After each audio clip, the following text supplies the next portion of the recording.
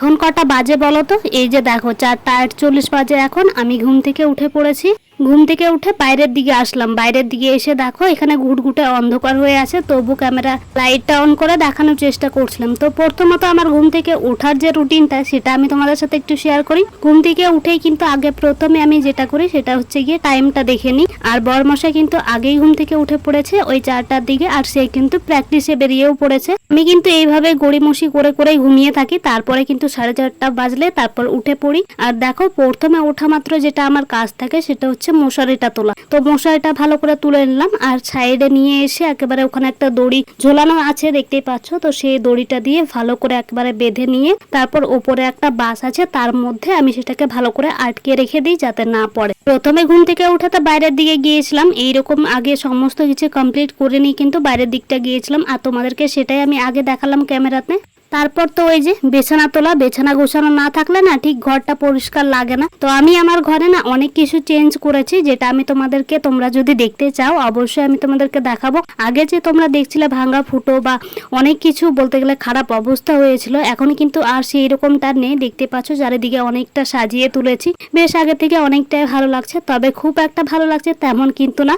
তারপর সমস্ত কিছু তুলে নিয়ে তারপর কিন্তু দেখো এই বিছনার চাদরটা ভালো করে একেবারে গড়াগড়ি খেয়ে গুছিয়ে নিলাম। আর গুছিয়ে নেওয়ার পর কিন্তু সেই পুতুলটাকে দিয়ে দিলাম সমস্ত কিছু ল্যাপ কাঁথা কম্বলগুলোকে, মানে ব্ল্যাঙ্কেট বালিশগুলোকে ধরতে। তার সাথে একটা পাখা দিয়ে দিলাম, সে যাতে বসে বসে হাওয়া খায়। তারপর আমি কি করি বলতো, এই যে দেখো হাতের সামনে এখানে ফোন রাখা আছে, তো সেটাকে আগে নিয়ে নিলাম।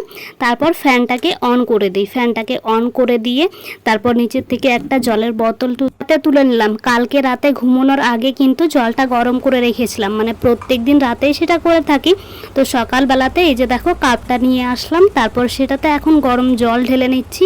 আর এখন বসে বসে আগে তোমাদের কোনো কমেন্ট বা ভিডিও আপলোড করার সেই কোনো কিছু টাইম ওইগুলো ঠিকঠাক আর কি করতে হয়, সেগুলোকে ঠিকঠাক করে নিচ্ছি এখন বসে বসে। জলটা ছিল ভীষণ পরিমাণে গরম, তাই একটু ঠান্ডা হতেও দিয়েছি। আর চারিদিকে কতটা সুন্দর লাগছে তাই না, বেশ ফ্রেশ লাগছে। বিছানা গোছানো থাকলে যেন সবকিছুই অনেক সুন্দর লাগে ঘরের মধ্যে। তো এখন জলটাকে খেয়ে নেওয়ার পর কিন্তু এই যে দেখো গোবর আর মাটি গুলে নিয়েছি। এখন করতে হবে হচ্ছে গিয়ে লেপা মোছা। তো এই তো শুরু হয়ে গেছে এখন বাইরের কাজগুলো। আগে ঘরটাকে লেপে বার করব, তারপরে বাইরের দিকে। বাইরের সমস্ত কাজ কমপ্লিট করে নিয়েছি। আর বড় কিন্তু অনেকক্ষণ হলো প্র্যাকটিস থেকে চলে এসেছে। আর আসা মাত্রই দেখো এই যে মাছ কাকু যাচ্ছিল, তার থেকে একটা মাছ ধরিয়ে দিল হাতে। অনেক দিন কোনো মাছ মাংস কোনো কিছু খাওয়া হয়ে ওঠেনি।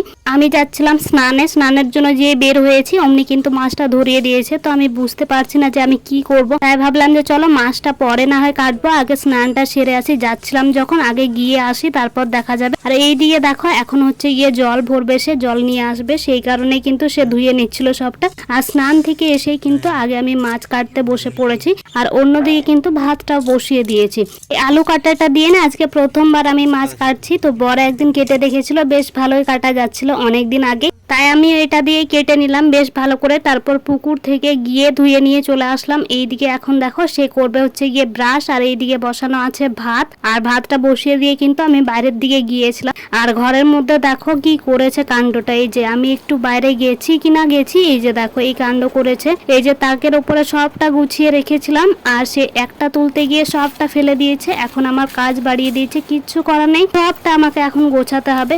তো দেখো সবটা ভালো করে গুছিয়ে নিয়েছি। আর এই ঝাঁকাগুলো কিছুদিন আগেই কিন্তু আমি কিনেছি, দেখো সবটাই নতুন নতুন লাগছে না। আর এইদিকে সবটা গুছিয়ে রেখে দিলাম। আর এই দেখো এখানে চুপচাপ বসে আছে, কত সুন্দর মুখটা করেছে, যেন সে কিছুই জানে না এমন ভাব নিচ্ছে। দেখো বলছি বলে কত রাগ আবার এনার। তারপরে এর সাথে একটু মজা করে নিলাম। তারপর দেখো এই ঝাঁকাটা নিয়ে চললাম বাইরের দিকে। লবণ হলুদ তেল সমস্ত কিছু যা লাগবে খুঁটিনাটি ওটাতেই রাখা থাকে। তারপরে এইদিকে মাছটা ধুয়ে নিয়েছি। মাছটা ধুয়ে নিয়ে তারপরে এইদিকে আমি বসেছি সবজি কাটতে। আর বরকে আমি পুকুরে গিয়েছিলাম, তখন বলেছিলাম ভাতটা একটু দেখে নিতে। তো সেই কারণে কিন্তু ভাতটা এখানে সে দেখে নিচ্ছে ভালো করে হয়েছে কিনা।